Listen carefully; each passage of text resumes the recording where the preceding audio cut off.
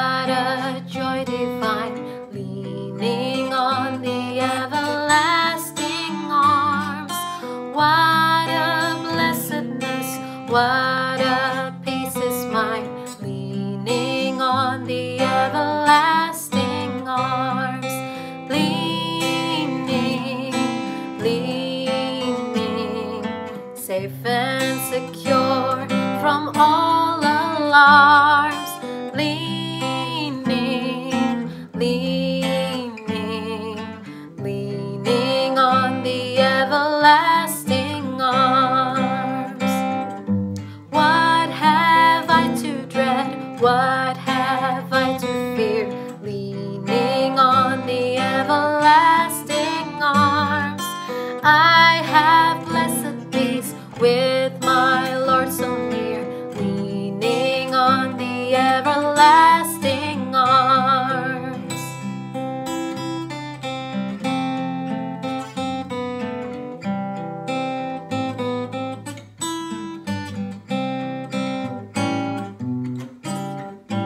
Oh, how sweet to walk in this pilgrim way, leaning on the everlasting arms.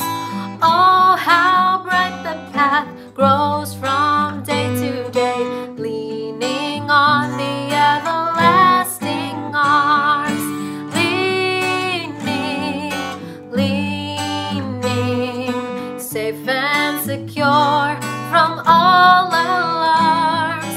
Leaning, leaning, leaning on the everlasting arms. Leaning, leaning, leaning on the everlasting arms.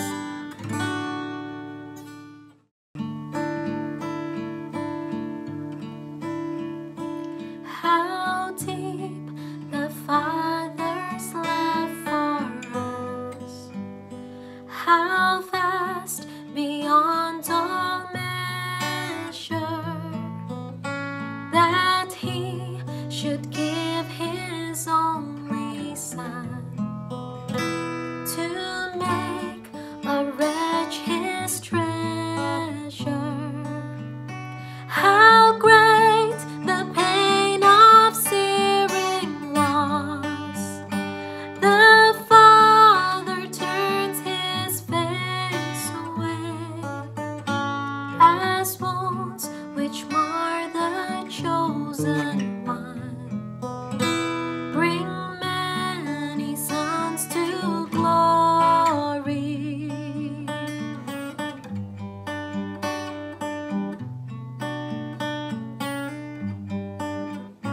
Behold the man upon a cross, my sin upon His shoulders. Ashamed, I hear my mocking voice call out among the scoffers. It was my sin that held Him there until it was accomplished. His dying breath has brought me life. I know that it is finished.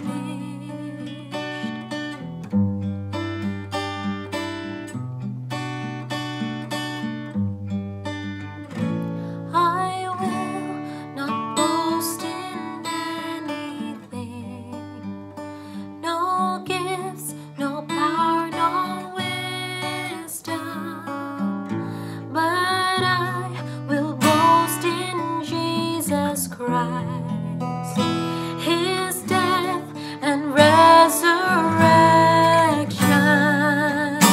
Why should I gain from His reward? I cannot give an answer, but this I know with all my heart, His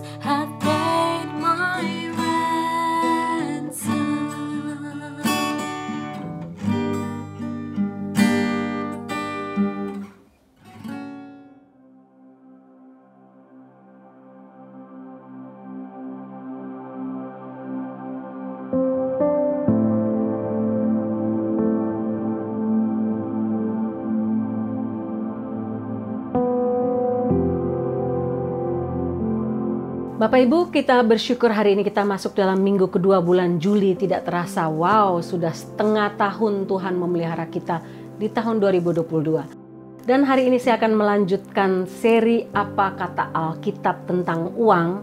Secara khusus hari ini saya akan berbicara tentang hari ketika uang tidak punya arti, yang akan diambil dari kitab Sefanya pasal 1 ayat 14 sampai ayat yang ke-18. Sebelum kita mendengarkan firman Tuhan ini, mari kita tundukkan kepala dan kita berdoa.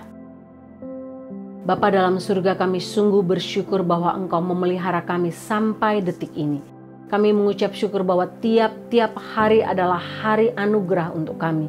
Ketika kami masih bisa hidup dan menikmati dunia ini, tapi ketika hari di mana kami bersiap-siap untuk mempertanggungjawabkan tiap-tiap hal yang Tuhan berikan dan yang terjadi di tengah-tengah hidup kami. Hamba berdoa supaya kebenaran firman Tuhan hari ini yang telah menjadi berkat untuk hamba dapat menjadi berkat untuk semua Bapak Ibu di mana saja yang mendengarkan kebenaran firman Tuhan hari ini. Bersabdalah karena kami sudah siap untuk mendengarkan kebenaran firman-Mu. Dalam nama Tuhan Yesus. Amin. Bapak Ibu, saya suka tips yang ditulis oleh banyak orang-orang terkenal. Salah satunya quotes yang ditulis untuk menggambarkan gambaran tentang uang. Dia memakai gambaran iron atau besi. Tipsnya mengatakan demikian. Dia katakan tidak seorang pun dapat menghancurkan besi selain karatnya.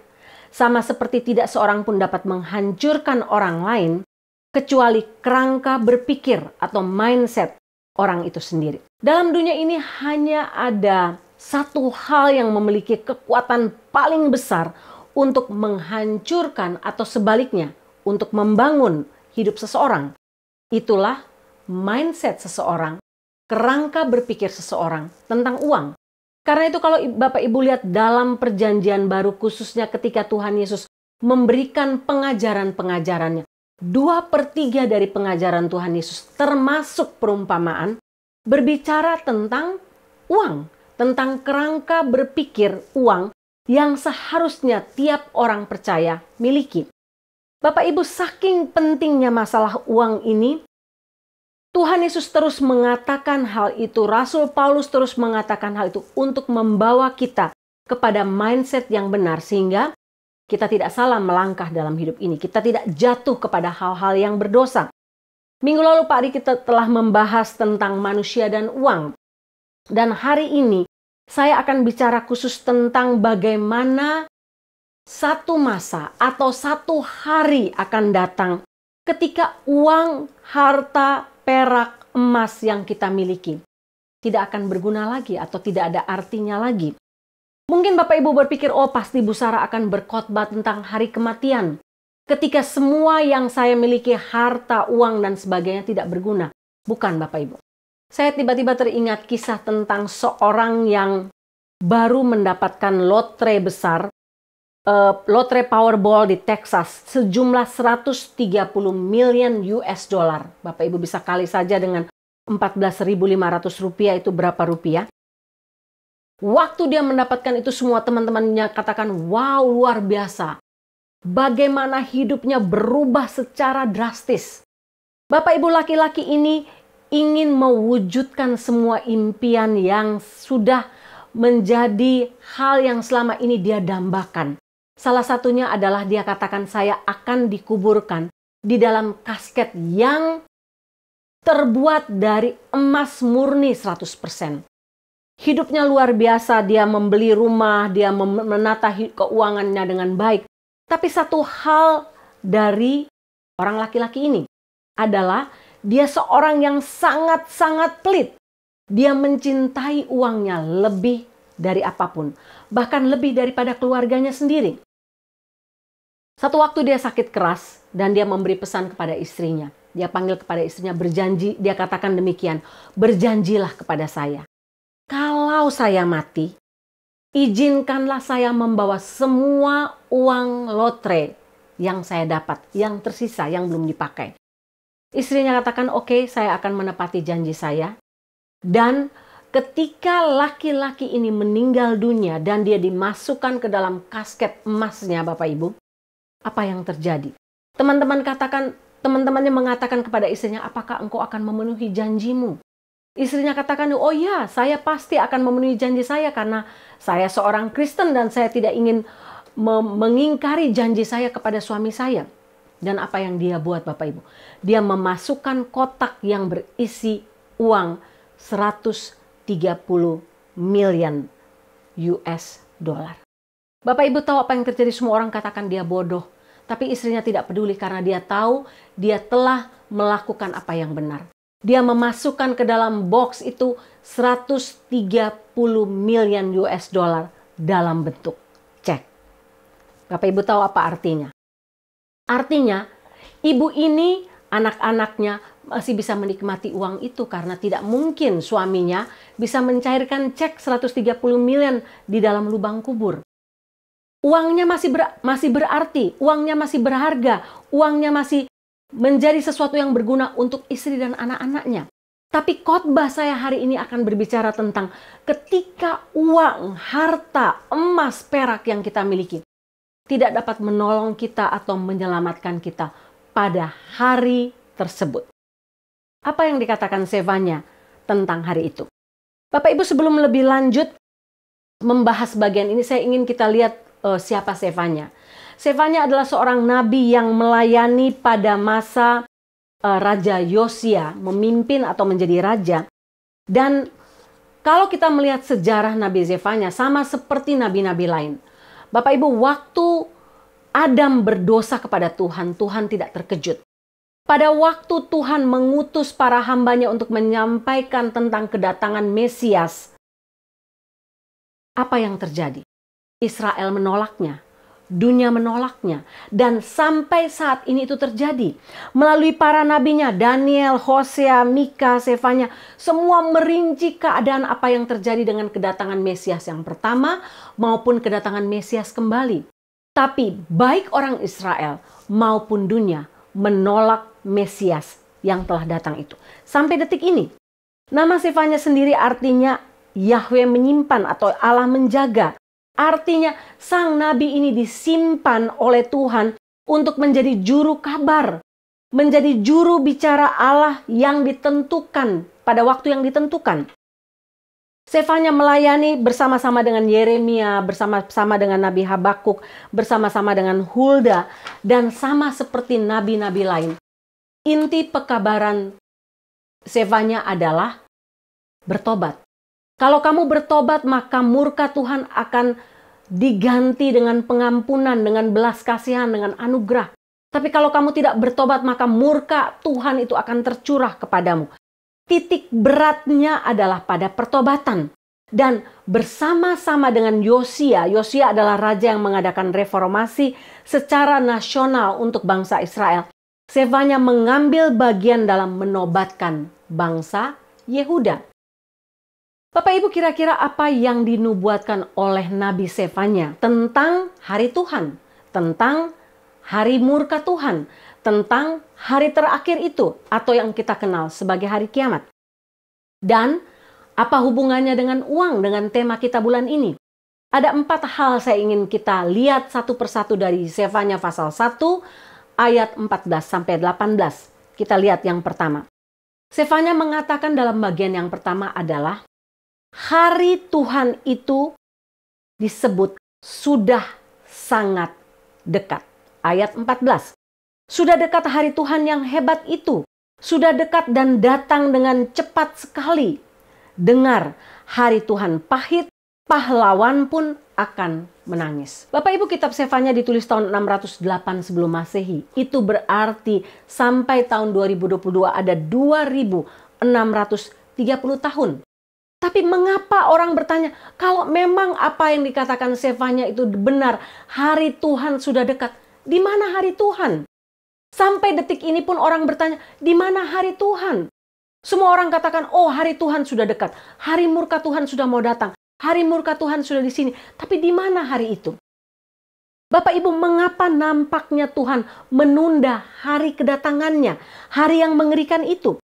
Yang pasti, dalam penglihatan yang diberikan kepada Zefanya, hari itu sudah sangat dekat. Akan datang dengan cepat sekali dan tidak ada yang menyangka hari kedatangan itu. Seperti yang ditulis dalam Matius 24. Tidak seorang pun tahu hari kedatangannya. Tidak ada seorang pun yang dapat memprediksikan kapan. Walaupun Tuhan Yesus sendiri memberikan tanda-tanda nubuatan yang akan terjadi sebelum hari itu datang. Bapak Ibu, nampaknya Tuhan masih memberikan anugerah bagi kita. Hari, kesempatan, waktu untuk menyambut hari itu, karena hari itu sudah sangat dekat. Menyambut dengan persiapan rohani yang sungguh-sungguh. Bapak Ibu lihat, 640 tahun kemudian sesudah Zefanya menubuatkan bagian ini, Tuhan Yesus menyampaikan bagian ini dalam Matius 24 dengan jelas bahwa hari itu akan datang dengan tiba-tiba. Seperti hari Nuh, ketika sebelum malapetaka besar, air bah besar datang dan melanda dunia, menghancurkan seluruh dunia. Keadaan manusia sama.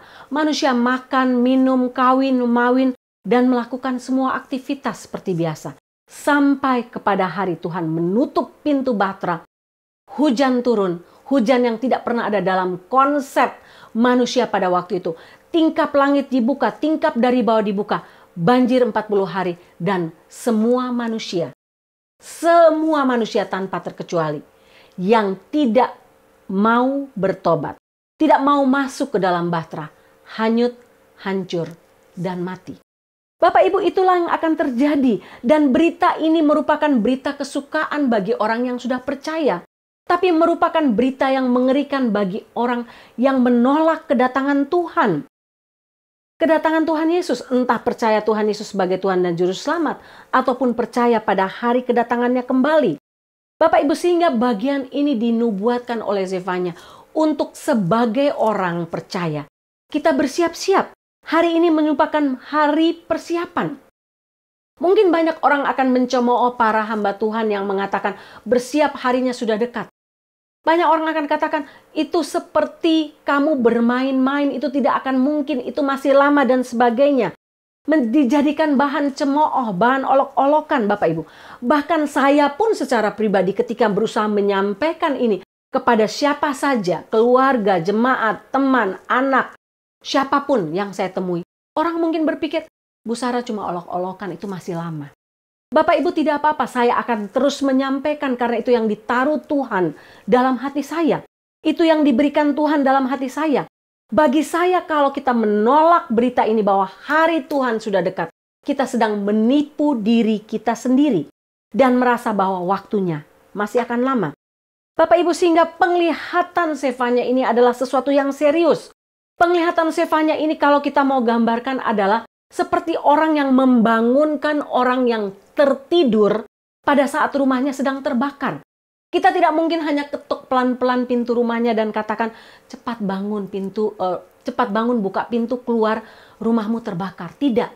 Kita tentu akan menggedor pintu rumahnya dengan keras dan meminta dia segera keluar, segera menyelamatkan diri. Kira-kira itulah yang terjadi dengan Zefanya, Bapak Ibu. Dia berseru, meminta, berteriak kepada orang Yehuda untuk segera bertobat. Karena waktu Tuhan sudah dekat. Hari Tuhan yang dahsyat itu sudah dekat. Bapak Ibu, kalau kita masih berpikir sejak tahun 2020, 2021, keadaan akan menjadi lebih baik. Keadaan akan menjadi normal, lebih baik dan sebagainya. Bapak Ibu, saya rasa kita sedang ditipu. Kenapa saya katakan begitu? Saya tidak ingin memberikan harapan palsu bahwa semuanya akan baik-baik saja. Tidak, Bapak Ibu. Kalau Bapak Ibu lihat perkembangan zaman yang ada sekarang, kita sedang melihat satu demi satu nubuatan akhir zaman digenapi di depan mata kita. Sehingga tidak ada khotbah lain yang lebih tepat untuk sekarang selain bertobat. Kerajaan Allah sudah dekat. Bangun, jangan tidur lagi secara rohani. Izinkan saya bicara dengan jujur bahwa keadaan tidak akan makin membaik. Bukan untuk menakut-nakuti, tapi untuk membawa kita untuk tidak menaruh pengharapan palsu di dalam dunia ini. Jangan menancapkan kaki kita dalam dunia ini yang sebentar lagi akan berakhir. Tapi mari kita menaruh pengharapan kita kepada Yesus Kristus yang akan segera kembali. Karena itu kita perlu hidup dalam pertobatan. Karena apa? Hari Tuhan itu sudah sangat dekat dan akan datang dengan cepat, dengan tiba-tiba. Seperti kedipan mata, tidak akan ada yang menduganya. Sekali lagi, tidak ada usaha untuk menakut-nakuti Bapak Ibu. Tapi usaha untuk mengatakan bahwa waktu anugerah itu hampir berakhir. 2630 tahun lalu ini yang dikatakan oleh Zefanya, dan waktunya sudah ada di depan mata kita. Yang kedua, apa yang dikatakan oleh Nabi Zefanya? Nabi Zefanya mengatakan hari ini adalah hari yang sangat mengerikan. Ayat 15, hari kegemasan hari itu. Hari kesusahan dan kesulitan, hari kemusnahan dan pemusnahan, hari kegelapan dan kesuraman, hari berawan dan kelam. Bapak Ibu, saya tidak tahu dengan apa yang Bapak Ibu alami tiap pagi bangun. Tapi sejak tahun 2020, 2021, 2022 sudah separuh jalan kita di tahun ini. Tiap pagi bangun, Bapak Ibu. Seperti perasaan saya seperti sesuatu yang weird sedang terjadi. Sesuatu yang aneh sedang terjadi dan akan terjadi, tapi tidak tahu apa. Perasaan yang aneh yang saya pikir cuma saya memiliki perasaan itu, tapi ternyata banyak orang percaya di seluruh dunia, di berbagai belahan dunia, menyampaikan kesaktian yang sama. Tiap hari adalah hari yang seperti hari yang gelap. Hari ini seperti adalah hari sesuatu yang besar akan terjadi. Hal yang mengerikan akan terjadi. Dan saya percaya bahwa nubuatan Zefanya itu benar-benar akan segera digenapi. Perhatikan bagaimana Nabi Zefanya bicara dengan tegas dan jelas tentang hari itu. Zefanya katakan bahwa hari itu akan datang suara yang mengerikan. Akan ada ratap tangis dari orang yang perkasa. Para pahlawan akan menangis ketakutan seperti anak-anak menangis. Ayat 15 dikatakan bahwa hari itu merupakan hari murka Tuhan. Murka Tuhan menjadi sempurna dan ditumpahkan, dicurahkan pada hari itu. Murka yang amat sangat besar. Bapak Ibu, hari itu bukan hari kesenangan. Tapi hari kesusahan. Bagi orang-orang berdosa yang memilih untuk tetap menolak Mesias. Menolak Yesus Kristus sampai hari terakhir tersebut. Hari itu akan menjadi hari yang mengerikan. Dan tidak ada cara apapun yang dapat meringankan rasa sakit. Tidak ada yang bisa membantu manusia, seorang manusia pun yang memilih untuk menolak Tuhan pada hari itu. Seperti yang ditulis dalam Roma pasal 2 ayat 8 dan 9. Tetapi murka dan geram kepada mereka yang mencari kepentingan sendiri, yang tidak taat kepada kebenaran melainkan taat kepada kelaliman, memilih mengeraskan hati. Penderitaan dan kesesakan akan menimpa setiap orang yang hidup, yang berbuat jahat, pertama-tama orang Yahudi dan juga orang Yunani. Sekali lagi Bapak Ibu, tidak ada epidural untuk meringankan rasa sakit ketika hari yang mengerikan itu datang. Saya ingat ketika saya melahirkan Devia dan Kenneth di Indonesia tidak ada epidural, harus melewati rasa sakit yang amat sangat. Rasa sakit yang digambarkan oleh kitab Kejadian bahwa seorang perempuan akan mengalami sakit bersalin. Bapak Ibu. Tapi waktu di sini, waktu melahirkan darah, saya menikmati apa yang namanya epidural. Walaupun kalau saya mau jujur, saya bilang saya lebih memilih melahirkan tanpa epidural. Karena epidural menghilangkan rasa sakit ketika melahirkan, tapi membuat saya tidak bisa push, membuat saya tidak bisa membedakan mana konstruksi yang palsu dan konstruksi yang benar. Bapak Ibu, pada hari yang mengerikan itu akan datang hari itu, masa itu di mana tidak ada satu obat pun, satu cara apapun untuk mengurangi rasa sakit pada hari yang mengerikan itu. Apalagi yang dikatakan oleh Zefanya tentang hari itu. Yang ketiga, hari itu adalah hari kebinasaan. Ayat 16-17. Hari itu akan membinasakan hari peniupan sangkakala dan pekik tempur terhadap kota-kota yang berkubu dan terhadap menara penjuru yang tinggi. Aku akan menyusahkan manusia sehingga mereka berjalan seperti orang buta sebab mereka telah berdosa kepada Tuhan. Darah mereka akan tercurah seperti debu dan usus mereka seperti tai. Bapak Ibu, Zefanya mengatakan hari itu adalah hari kebinasaan. Kebinasaan terhadap apa Bapak Ibu? Terhadap dua hal Yang pertama, terhadap tempat dalam ayat 16. Kebinasaan akan terjadi secara universal di seluruh dunia tanpa terkecuali sampai kepada tempat-tempat yang berkubu, tempat-tempat berbenteng, tempat-tempat bermenara tinggi. Semua tempat perlindungan terbaik akan dihancurkan ketika sangkakala berbunyi menandakan seruan bahaya terhadap kota-kota besar, kota-kota kecil, kota berkubu, berpagar, bermenara dengan tingkat keamanan, tingkat security paling tinggi dan paling canggih sekalipun akan didobrak dan dihancurkan karena murka Allah yang sangat besar pada hari itu. Ketika perang Rusia dan Ukraine terjadi, banyak orang di Amerika mulai membangun bunker, rumah bawah tanah untuk menjaga, memberikan perlindungan diri kalau sampai Rusia menembakkan nuklirnya ke Amerika. Bapak Ibu, apakah ketika hari itu orang yang tinggal dalam bunker bisa diselamatkan? Tidak. Sefanya menuliskan dengan jelas, mereka yang tinggal di kota yang berkubu, tinggal di menara yang berpenjuru yang tinggi, artinya tempat yang sangat aman. Tidak ada satu tempat pun menjadi tempat yang aman pada hari itu. Bukan saja tempat, yang kedua, hari itu merupakan hari kebinasaan terhadap semua orang.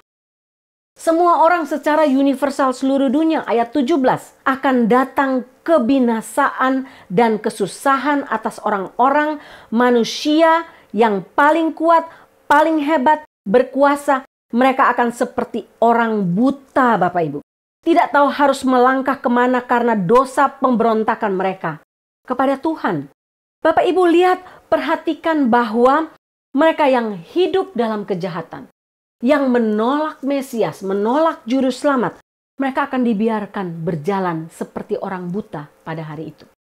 Mereka akan kehilangan arah, melangkah dalam kegelapan, dalam keraguan, dalam bahaya, tanpa panduan, tanpa rasa aman, dan jatuh ke dalam parit.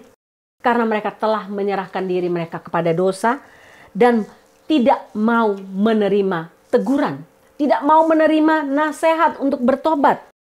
Tidak ada yang mempan ketika firman Tuhan disampaikan, mereka mendengar berita pertobatan, seruan untuk bertobat, mereka mengeraskan hati mereka. Malah mereka menganggap bahwa hamba Tuhan, teman, sahabat yang berusaha menyelamatkan mereka dari api kekekalan sebagai joker, sebagai pelawak, sebagai seorang yang sedang mengolok-olok. Sama seperti yang terjadi pada zaman Nuh, yang terjadi pada zaman Sodom dan Gomora. Orang-orang menertawakan, orang-orang menolak, orang-orang tidak percaya bahwa murka Allah seperti itu akan terjadi. Tapi yang terjadi ya pada waktu yang ditulis oleh Sefanya ini bukan sekedar seperti yang terjadi pada masa Nuh atau pada masa Sodom dan Gomora. Tidak. Ini akan terjadi universal di seluruh dunia, bukan pada satu tempat tertentu.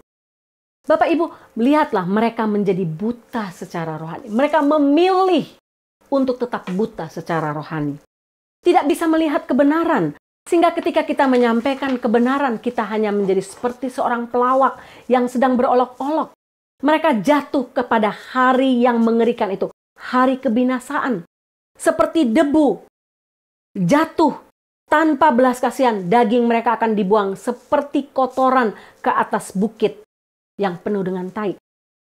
Tidak ada seorang pun yang bisa lolos pada hari itu. Seperti yang ditulis dalam ayat 12. Semua akan digeledah. Itu yang ditulis dalam ayat 12. Buta artinya tidak bisa melihat kebenaran. Buta secara rohani. Tidak bisa membaca tanda zaman karena buta. Bapak Ibu, kalau orang yang hidup dalam persekutuan yang erat dengan Tuhan, dia akan melihat bahwa hari ini bukan hari yang biasa. Dia akan mampu melihat dengan sensitif bahwa hari yang sedang kita jalani sekarang ini adalah hari yang khusus.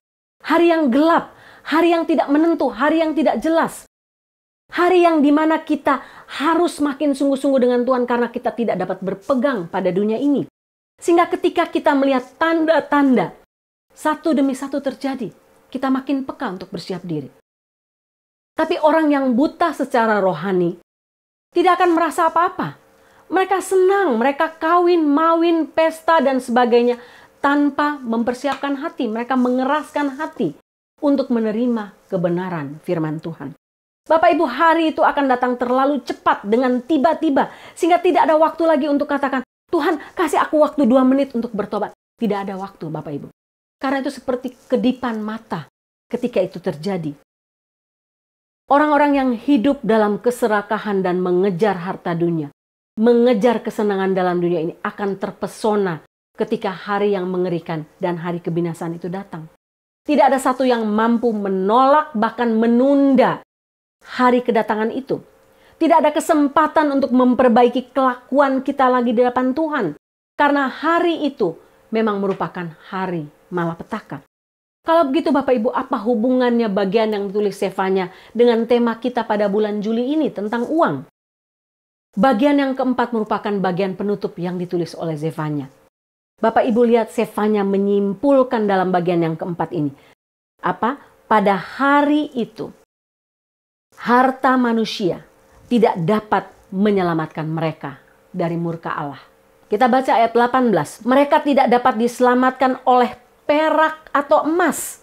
Sebab pada hari kegemasan Tuhan dan seluruh bumi akan dimakan habis oleh api cemburunya. Sebab kebinasaan, malah kebinasaan dahsyat diadakannya terhadap segenap penduduk bumi. Bapak Ibu, sedikit latar belakang tentang ayat 18 ini. Pada masa Zefanya melayani, ketika seseorang terkena masalah, mereka terkena masalah hukum, mereka terkena masalah kriminal, mereka masuk pengadilan, mereka terlibat sengketa. Cara yang paling mudah untuk melepaskan diri dari hukuman, dari denda, dari penjara, dari apapun adalah dengan memberi uang tebusan atau kata lain suap. Perak atau emas menjadi uang tebusan. Sehingga mereka dapat membebaskan diri dari kesalahan yang mereka lakukan. Tapi pada waktu hari itu terjadi, hari yang ditulis Zefanya, hari murka Tuhan, perak dan emas tidak dapat menyelamatkan siapapun.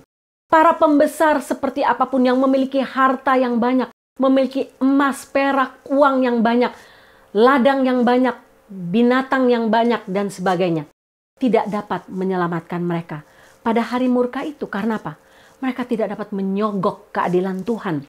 Mereka tidak dapat menyogok untuk mereka masuk dalam keselamatan kekal. Mereka diselamatkan masuk dalam kerajaan surga. Tidak ada.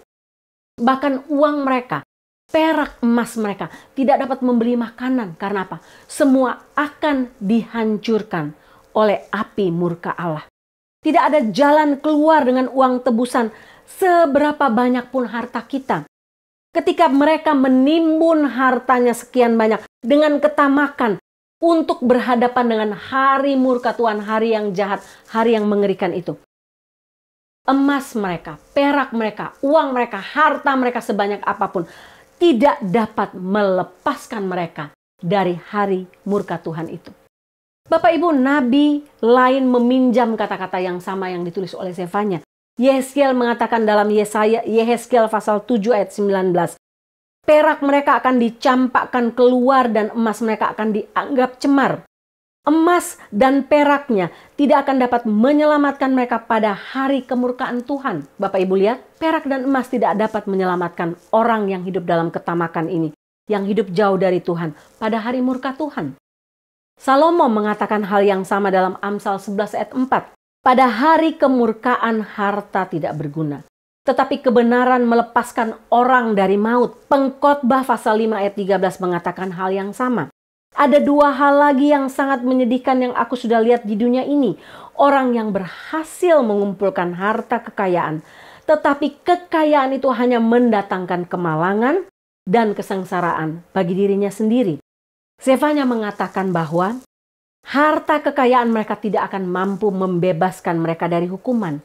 Jika selama ini orang-orang kaya itu bisa membebaskan diri mereka dari hukuman secara duniawi dengan memberikan uang tebusan dari harta yang mereka miliki. Tapi pada hari kemurkaan itu, emas, perak, jabatan, segala yang kita miliki tidak dapat menolong kita.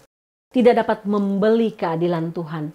Tidak dapat membeli keselamatan kekal. Sama sekali tidak dapat. Oleh karena itu dalam Zefanya pasal 1 dan 2, Bapak Ibu lihat, dalam pasal 2 dan 3 Zefanya melanjutkan tegurannya untuk bangsa Israel dan seluruh dunia. Apa? Bertobat.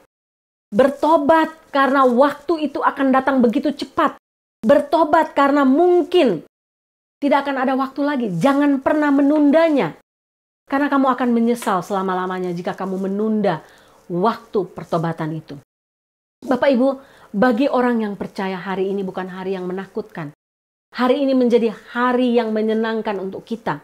Tetapi bagi mereka yang menolak Mesias, menolak kebenaran itu, menolak percaya kepada Tuhan Yesus, akan menjadi hari yang sangat mengerikan. Karena sekali lagi, emas, perak, kedudukan, harta apapun tidak dapat menyelamatkan nyawa mereka dari hukuman kekal. Dua hal terakhir yang kita belajar sebagai aplikasi dari bagian ini. Yang pertama adalah, hari Tuhan sudah dekat.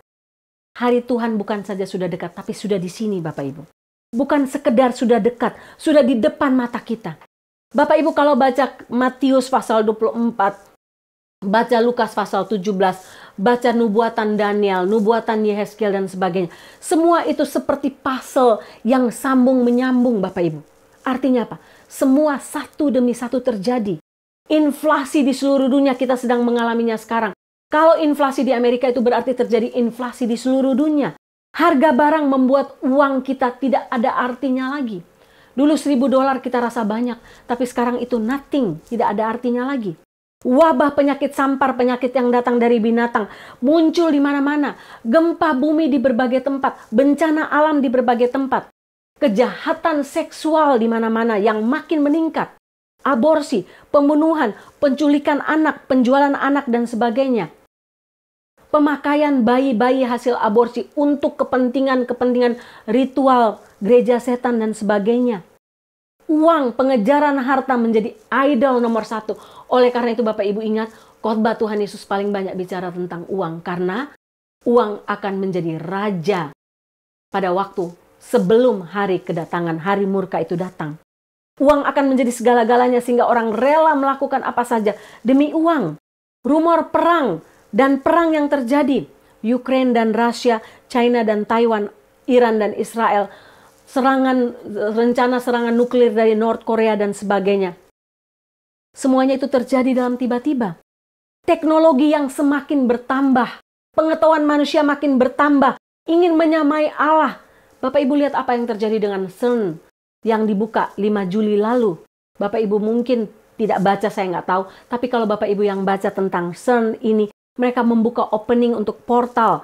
Mereka percaya bahwa ada 11 dimensi dunia lain di mana mereka menggali barang ini, teknologi ini sepanjang 17 miles yang ada di Switzerland untuk kejahatan. Bukan sekedar untuk dunia fisika, dunia sains, tidak Bapak Ibu. Tapi ini ritualnya dilakukan secara okultisme kalau Bapak Ibu lihat ritual pembukaannya. Bapak Ibu lihat apa yang terjadi dengan metaverse. Orang bilang, wow cool metaverse. Tapi Bapak Ibu lihat apa yang ditawarkan oleh metaverse. Kamu bisa hidup selama-lamanya, kamu tidak usah takut. Kamu bisa hidup selama-lamanya asal kamu mau mengorbankan dirimu, mati secara fisik tapi kemudian hidup di dunia lain, di dunia metaverse. Bukankah ini kegilaan akhir zaman Bapak Ibu? Tanda dengan mengeringnya sungai Efrat sebagai tanda yang diberikan Tuhan sebagai salah satunya. Kejatuhan Babylon modern itulah Amerika. Tanda di langit pada bulan, bintang dan sebagainya. Dan ini tidak pernah terjadi secara bersamaan seperti yang sedang terjadi sekarang. Dan yang paling menyedihkan saya Bapak Ibu adalah gereja tutup mata. Orang Kristen tertidur, orang Kristen menjadi buta secara rohani. Orang Kristen ikut menjadi seperti orang dunia lainnya yang terjerat dalam uang.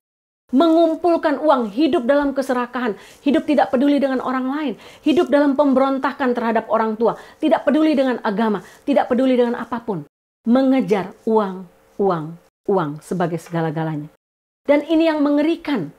Kita tidak hidup dalam persiapan seperti 5 gadis yang bijak, tidak. Kita hidup santai karena kita berpikir, oh mempelai laki-laki masih akan lama datang sehingga kita tertidur. Bahkan gereja, pendeta, hamba Tuhan mengabaikan berita ini. Karena apa? Mereka takut dicemooh. Mereka takut dihina dan dianggap sebagai nabi palsu, sesat. Bapak Ibu, saya hanya mau bilang bahwa hari murka itu sudah di sini, sudah sangat dekat. Karena itu jika Bapak Ibu belum pernah membuka hati, bertobat, born again, menerima Tuhan Yesus sebagai Tuhan dan Juru Selamat. Inilah harinya. Jangan pernah menundanya. bertobat mungkin hari ini. Ketika Bapak Ibu mendengar firman Tuhan ini, Tuhan Roh Kudus bicara, bertobat. Ambil waktu, buka hati, terima Tuhan Yesus sebagai Tuhan dan Juru Selamat. Karena apa? Yang kedua, yang terpenting dari bagian ini adalah ketika hari itu datang, emas, perak, harta yang kita punya tidak dapat menyelamatkan kita sama sekali. Selagi masih ada kesempatan, pakailah harta yang Tuhan berikan kepada kita untuk kemuliaan Tuhan. Pakailah untuk pekerjaan Tuhan. Kalau Tuhan mengizinkan Bapak Ibu menjadi orang kaya, orang yang punya dalam dunia ini, maupun orang yang tidak punya, yang biasa-biasa saja. Pakailah apa yang kita punya untuk menolong orang lain. Pakailah itu untuk menolong keluarga kita, menolong orang yang susah, menolong orang yang membutuhkan. Jangan menumpuk kekayaan itu sampai pada hari terakhir, karena itu tidak akan ada gunanya. Semua akan dibakar oleh api kekekalan, oleh api murka Allah. Jangan hidup dalam keserakahan, jangan hidup dalam kepelitan, karena satu waktu tumpukan emas yang kita punya tidak dapat menyelamatkan kita pada hari murka Allah. Bapak Ibu ingat perumpamaan tentang bendahara yang tidak jujur yang disampaikan oleh Tuhan Yesus? Apa intinya? Tuhan Yesus bukan memuji ketidakjujurannya, tapi Tuhan Yesus sedang memuji dia bagaimana dia memakai uang yang dia punya untuk menyelamatkan dia pada hari kekekalan. Bapak Ibu, itu yang harus dilakukan orang percaya. Jangan menancapkan hatimu kepada uang dan kepada harta dunia ini. Saya menutup bagian ini dengan kisah yang ditulis oleh seorang penulis terkenal dari Rusia yang bernama Leo Tolstoy. Bapak Ibu mungkin sering baca tulisan dia atau kisah dia. Dia bercerita tentang seorang petani bernama Pahom. Pahom ini mendambakan kehidupan yang lebih baik. Karena itu Pahom berjuang untuk mencari tanah, pindah ke negara lain demi untuk memiliki harta yang banyak dan tanah sendiri. Ambisi dia, mimpi dia adalah saya harus punya tanah sebanyak-banyaknya. Dia pergi ke negara yang lain, terus dia ketemu dengan pemilik tanah dan dia katakan kepala desa itu, berapa harga tanah kamu? Kepala desa itu katakan, oh harga tanah saya adalah 1.000 rubel sehari. Hah? Apa maksudnya 1.000 rubel sehari? Berapa hektar itu? Oh tidak ada ukurannya. 1.000 rubel sehari artinya, kamu kasih saya uang 1.000 rubel, kamu jalan keliling sepanjang tanah yang kamu kuat. Sepanjang tanah yang kamu keliling itu, itulah akan menjadi tanah kamu. Tapi syaratnya satu, kamu harus pulang pada hari yang sama, ke tempat yang sama kamu memulai sebelum matahari terbenam. Atau uangmu 1.000 rubel akan hilang. Oh, Pahom pikir ini sesuatu yang gampang. Maka besok harinya dia bangun pagi-pagi, begitu matahari terbit, dia langsung berjalan. Dia bawa semua alat yang dibutuhkan termasuk skop untuk menggali lubang, untuk menimbun tanah dan memberi tanda, ini loh tanah yang sudah saya lalui. Dia berjuang dari yang semangat, mempercepat langkahnya sebanyak mungkin tanah dia bisa dapatkan sampai matahari ada di atas kepala jam 12 siang. Dia lihat, wow, perjalanan saya sudah cukup jauh, tapi saya tidak akan kembali. Karena ini masih, matahari akan turun pelan-pelan, saya masih punya banyak waktu. Dia jalan terus mendaki bukit, makin cepat dia mendaki, makin dia kepengen untuk mendapatkan tanah sebanyak mungkin. Dengan keringat bercucuran, bahkan mulai darah bercucuran, dia naik ke atas bukit. Bukit, lembah, dan berusaha mendapatkan tanah sebanyak mungkin dengan menyekopnya. Bapak Ibu, apa yang terjadi? Kemudian dia pikir, oh sudah waktunya saya pulang supaya saya tidak sampai kehilangan semua tanah ini. Dalam perjalanan pulang dia berusaha untuk jalan cepat supaya sebelum matahari terbenam dia sudah sampai di tempat yang sama. Dia makin berusaha cepat jalan, jantungnya berdegup semakin cepat. Dia buang termosnya, dia buang tempat airnya, dia buang mantelnya, dia buang topinya. Hanya skop yang dia punya.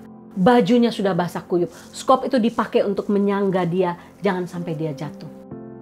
Dia sampai tepat bertemu dengan kepala desa itu, pemilik tanah itu, tepat pada waktu matahari terbenam. Tapi ketika dia sampai di tempat di mana dia mulai berjalan tadi, dia jatuh, dia geblak, dan dia mati. Bapak Ibu, apa yang terjadi? Para pelayannya mengambil dia, mengukur ukuran tubuh dia sepanjang 6 feet dan menguburkan dia di tanah yang sudah dimilikinya. Tapi tidak dimilikinya lagi. Apa artinya? Apa pelajaran untuk kita yang dikatakan oleh Leo Tolstoy? Dia katakan 6 kaki dari kepala sampai tumit adalah semua tanah yang dibutuhkan oleh Panom. Didorong oleh nafsu dan keserakahan, Pahom mencapai tujuannya mendapatkan tanah, tapi kehilangan nyawanya dalam prosesnya. Bapak Ibu, firman Tuhan katakan jangan pernah mencintai dunia ini. Yohanes 2 ayat 15-16. Jangan kamu mengasihi dunia dan apa yang ada di dalamnya. Jikalau orang mengasihi dunia, maka kasih akan Bapa tidak ada di dalam orang itu. Matius 16 ayat 26 juga mengatakan hal yang sama. Apa gunanya seseorang memiliki seluruh dunia tapi kehilangan nyawanya? Apakah yang dapat diberikan sebagai ganti nyawanya? Bapak Ibu, sekali lagi jangan mengumpulkan harta dunia ini untuk diri kita sendiri. Untuk keserakahan, demi kepuasan, demi memenuhi keinginan kita dan hati yang penuh dengan kepelitan. Jangan. Serakah, pelit, egois, hidup dalam dosa. Tidak mempedulikan kebutuhan orang lain. Jangan Bapak Ibu. Kalau Tuhan memberikan kita harta, bagikanlah. Bagikanlah itu sebagai tabungan kita untuk kekekalan. Taburkanlah itu untuk kekekalan. Supaya pada waktunya, ketika hari murka itu datang, kita boleh melihat bahwa apa yang sudah kita tabur akan kita tuai dalam kekekalan. Jangan pernah menunda. Jangan hidup dalam keserakahan. Karena ketika hari murka Tuhan itu datang, kita tidak dapat menggenggam sekeping emas, perak, atau uang apapun lagi. Tidak ada yang dapat kita selamatkan pada hari murka Tuhan. Bertobat dan hiduplah dengan bijak memakai uang kita pada waktu sekarang. Jangan pernah menundanya. Mari kita berdoa. Tuhan, hamba terbatas untuk membahas kebenaran ini yang sangat dalam, sangat luar biasa. Tapi hamba mau berdoa di hadapan Tuhan. Barang siapa yang mendengar kebenaran firman Tuhan ini, siapapun, besar, kecil, tua, muda, jika Roh Kudus-Mu bicara dalam hati mereka masing-masing. Jika ada di antara mereka yang belum bertobat dan diselamatkan, yang masih mengeraskan hati, hamba berdoa dalam nama Tuhan Yesus. Tuhan lembutkan hati tiap-tiap mereka untuk mengambil keputusan, bertobat, menerima Engkau sebagai Tuhan dan Juru Selamat, dan memakai uang kami, harta kami yang kami punya sekarang, untuk kekekalan dan bukan untuk hidup dalam keserakahan. Terima kasih untuk kebenaran firman-Mu ini sekali lagi. Terpujilah nama-Mu Tuhan, dalam nama Tuhan Yesus. Amin.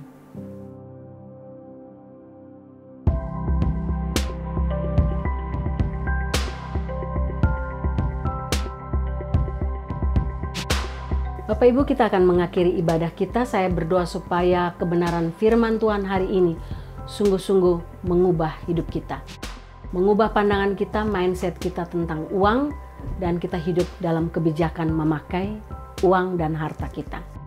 Kita akan mengakhiri ibadah kita. Selamat ulang tahun untuk Tante Yosi tanggal 7 Juli dan untuk AIM tanggal 8 Juli. Bapak Ibu, kita akan menutup ibadah kita. Kita tundukkan kepala dan kita menerima berkat Tuhan. Tuhan memberkati engkau dan melindungi engkau.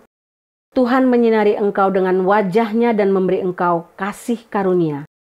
Tuhan menghadapkan wajah-Nya kepadamu dan memberi engkau damai sejahtera. Amin.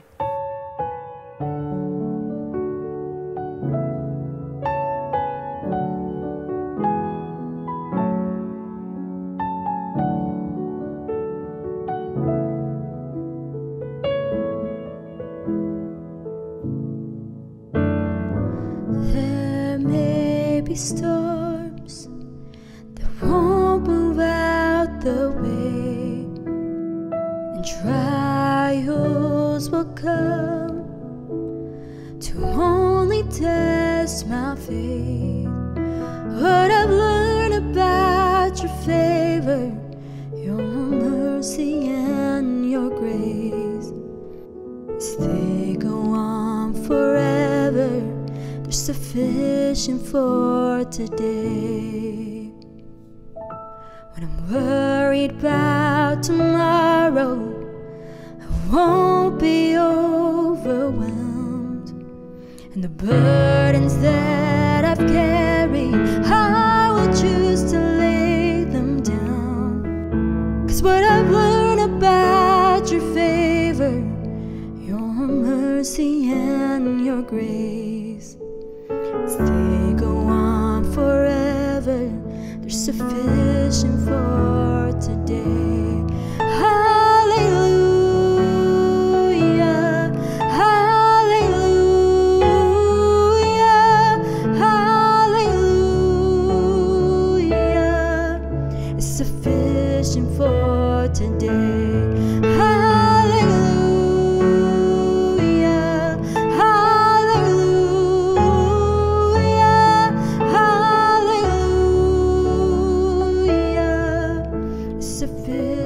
For today. In the joy and in the sorrow, I find you just the same.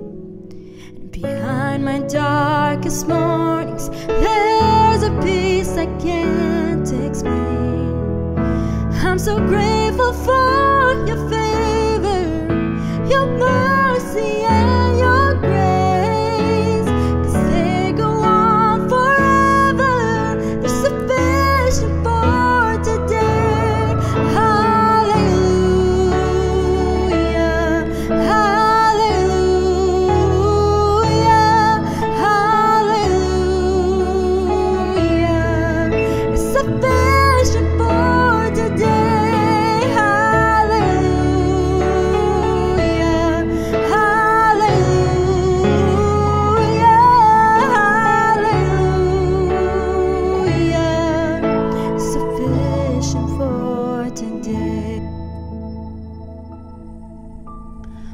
Day I'll finally see you, and my faith will be my sight, and all my present sufferings will be gone and left behind.